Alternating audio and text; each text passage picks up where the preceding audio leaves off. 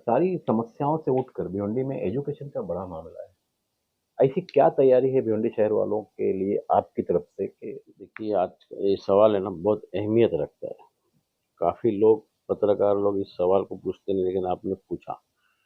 लेकिन जहाँ आज जिस जगह पे मैं बैठा हूँ, मेरे पिताजी की बनाई हुई है, और पिताजी हमारा काम्बा गाँव छोड़ के ओनली फॉर एजुकेशन भिवंडी शहर में आए हैं।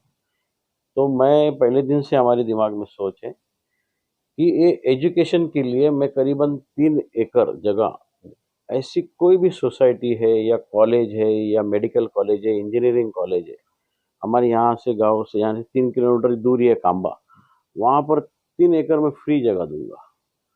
और ये भिवंडी शहर वासियों के फ्यूचर के लिए करके दूंगा, क्योंकि जो पिताजी की सोच थी कि एजुकेशन होना चाहिए, और उन्होंने किया भी है और करी भी है। तो ये 3 एकड़ जगह में जो भी एक इंस्टीट्यूट आएगा, अच्छी तरह से जो इंस्टीट्यूट चलाएगा, मेडिकल कॉलेज है, इंजीनियरिंग कॉलेज है, उनको जगह है, जो भी कॉस्टिंग जो भी उसका, उसकी अहमियत नहीं कॉस्टिंग क्या है, लेकिन शहर के वासियों को तो इतना, मुझे तो एक इच्छा है, और मेरे पिताजी का जो सपना है वो पूरा करना है मुझे, और करूंगा मैं जरूर।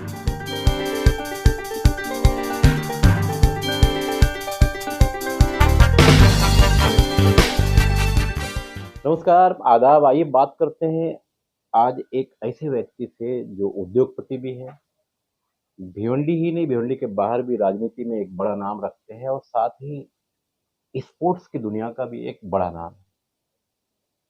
चेहरा देखकर तो पहचान गए होंगे, विलास पाटिल जी आज हमारे साथ में हैं और धीरे धीरे महाराष्ट्र में विधानसभा का चुनाव करीब आ रहा है। इसी तरह से भिवंडी शहर में भी राजनीति तेज होते जा रही है। हालांकि विलास पाटिल जी को महाराष्ट्र की राजनीति में और पहले आना चाहिए था, क्योंकि 3 बार खुद नगर अध्यक्ष रह चुके हैं नगर पालिका के पीरियड में। उसके बाद महानगर पालिका के पीरियड में 1 बार महापौर और 2 बार प्रतिभा विलास पाटिल यानी विलास पाटिल जी की पत्नी वो महापौर रही हैं।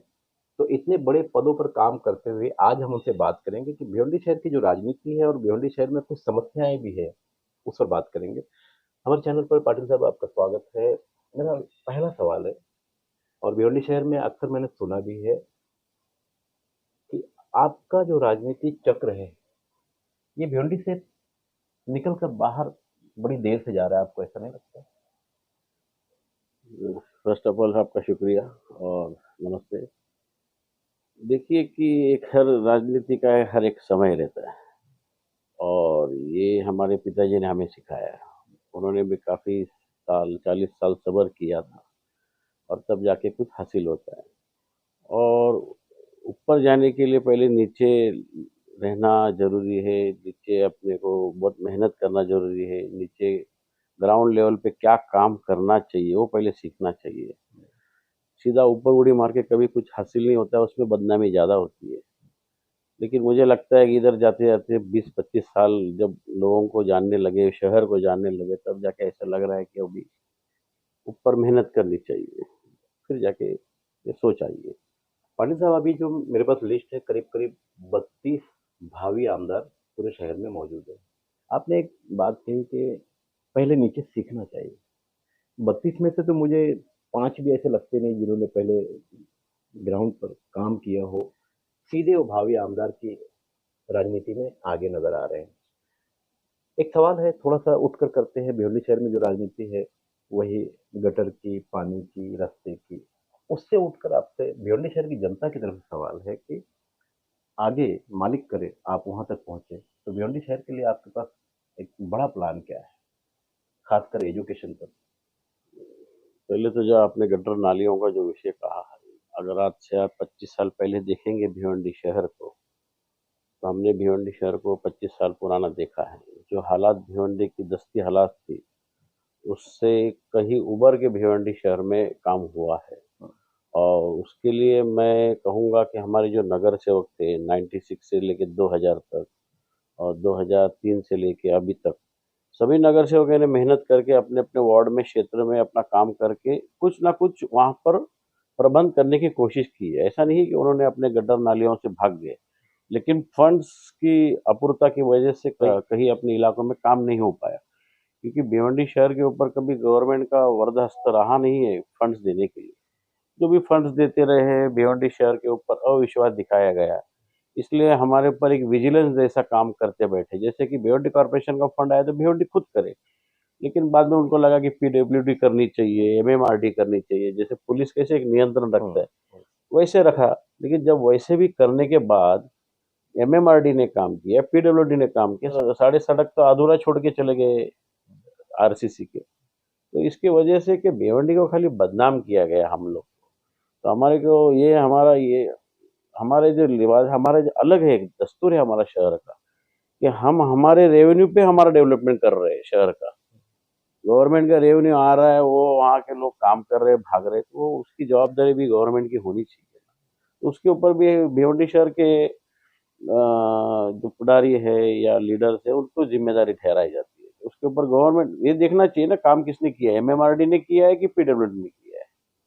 तो कहीं न कहीं जो यहाँ के लोग हैं, इनको इसके बारे में इतनी गहराई तक जानकारी नहीं होती। उनको बस एक चेहरा नज़र आएगा, विलास पाटिल तो एक फला तो बोले इन्होंने काम नहीं किया। मुंबई से करीब 30 से 35 किलोमीटर की दूरी पर भिवंडी शहर है।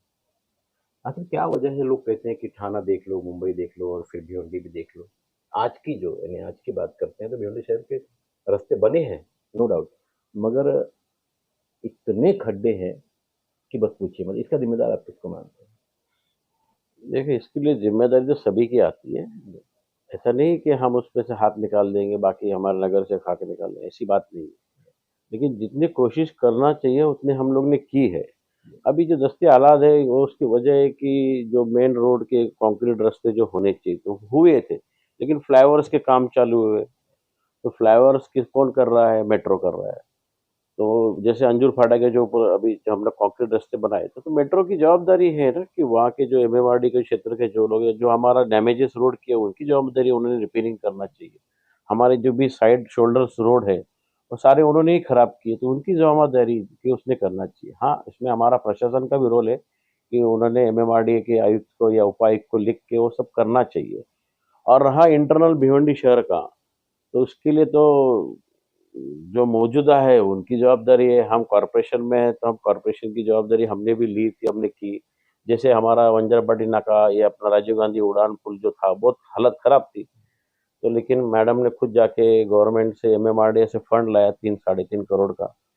आज 3 साल हो गया उसको। जो लोग उस पर भी काफी चिल्लाहट करती बहुत थी, अच्छा। बहुत चिल्लाहट करते थे। महापौर मैडम जैसे महापौर बनी, उन्होंने ताबड़तोड़ 3 करोड़ गवर्नमेंट से फंड ला के आज मेरे ख्याल से 3 साल 4 साल होने को आया, 3 साल होने को आया। फ्लाईओवर सही है। तो ये करने की एक दिमाग में एक सोच होनी चाहिए, तो वो किए हैं हम लोग, नहीं किए ऐसे नहीं है। तो अभी इसके ऊपर जिम्मेदारी सभी की आती है, हम जिम्मेदारी से हट नहीं रहे। लेकिन अभी जो करंट लोग हैं, जो भी आमदार है, जो भी खासदार है, उनकी भी एक रिस्पॉन्सिबिलिटी है। उसके ऊपर उन्होंने ही बेहतर करना चाहिए, तभी जाके लोग चिल्लाट कर रहे कुछ आज। एक आखिरी सवाल है आपसे कि भिवंडी शहर के लोगों को विलास पाटिल इस नाम से बड़ी उम्मीदें हैं, जब से मामला सामने आया है विधानसभा चुनाव का। भिवंडी की सारी समस्याओं से उठकर भिवंडी में एजुकेशन का बड़ा मामला है। ऐसी क्या तैयारी है भिवंडी शहर वालों के लिए आपकी तरफ से कि भिवंडी शहर की जो राजनीति है, जो काम है, वो सब छोड़कर आने वाले दिनों के लिए, फ्यूचर के लिए? देखिए, आज ये सवाल है ना, बहुत अहमियत रखता है। काफी लोग, पत्रकार लोग इस सवाल को पूछते नहीं, लेकिन आपने पूछा। लेकिन जहाँ आज जिस जगह पे मैं बैठा हूँ मेरे पिताजी की बनाई हुई है, और पिताजी हमारा काम्बा शहर, काम्बा गांव छोड़ के ओनली फॉर एजुकेशन भिवंडी शहर में आए हैं। तो मैं पहले दिन से हमारे दिमाग में सोच है कि ये एजुकेशन के लिए मैं करीबन 3 एकड़ जगह, ऐसी कोई भी सोसाइटी है या कॉलेज है या मेडिकल कॉलेज है, इंजीनियरिंग कॉलेज है, हमारे यहाँ से गांव से यहाँ से 3 किलोमीटर दूरी है काम्बा, वहाँ पर 3 एकड़ में फ्री जगह दूंगा। और ये भिवंडी शहर वासियों के फ्यूचर के लिए करके दूंगा। क्योंकि जो पिताजी की सोच थी कि एजुकेशन होना चाहिए, और उन्होंने किया भी है और करी भी है। तो ये 3 एकड़ जगह में जो भी एक इंस्टीट्यूट आएगा, अच्छी तरह से जो इंस्टीट्यूट चलाएगा, मेडिकल कॉलेज है, इंजीनियरिंग कॉलेज है, उनको जगह है, जो भी कॉस्टिंग जो भी है, उसका उसकी अहमियत नहीं कॉस्टिंग क्या है, लेकिन शहर के वासियों को तो इतना, मुझे तो एक इच्छा है और मेरे पिताजी का जो सपना है वो पूरा करना है मुझे, और करूंगा मैं जरूर। तो ये थे भिवंडी शहर के मशहूर चेहरों में से एक बहुत ही मशहूर चेहरा विलास पाटिल जी। अगर आपके भी सवाल होंगे तो आप मुझे बताइएगा, मैं दोबारा फिर आऊँगा इनके यहाँ, इनसे बात करूँगा, आपके सवालों का जवाब भी लूँगा। बहरहाल प्रयास तो यही होना चाहिए क्योंकि भिवंडी शहर एजुकेशन के मामले को देखते हुए बहुत दूर है। भिवंडी शहर के बच्चे भिवंडी शहर से बाहर मालेगाँव या इस तरह के दूसरे ठिकानों पर जाते हैं। आने-जाने की समस्याएँ भी हैं। कहीं न कहीं लोग थोड़ा-सा परेशान होते हैं, मगर एक बड़ा प्रोजेक्ट पाटिल साहब ने बताया है। मैं भी उनका शुक्रगुज़ार हूँ, आप सभी दुआ कीजिए आने वाले दिनों के लिए। मैं खान फ़ख्र आलम।